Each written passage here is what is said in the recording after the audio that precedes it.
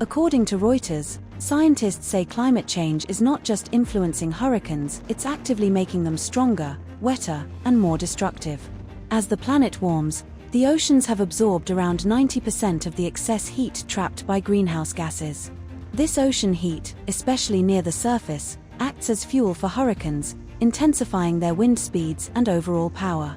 Warmer air can also hold more moisture, which leads to heavier rainfall when hurricanes make landfall.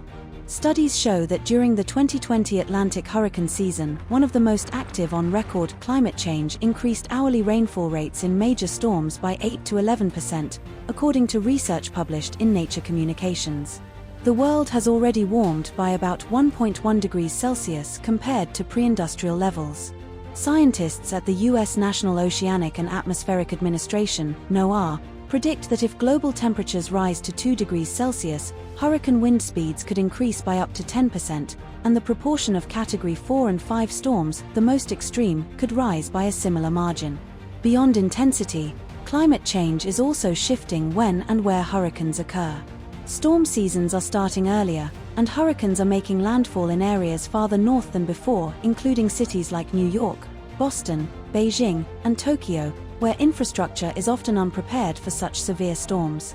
In the U.S., the first named storms now arrive 3 weeks earlier than they did in 1900, while similar early formations have been seen in Asia's Bay of Bengal. So how do hurricanes form? They need two main ingredients: warm ocean water and moist air.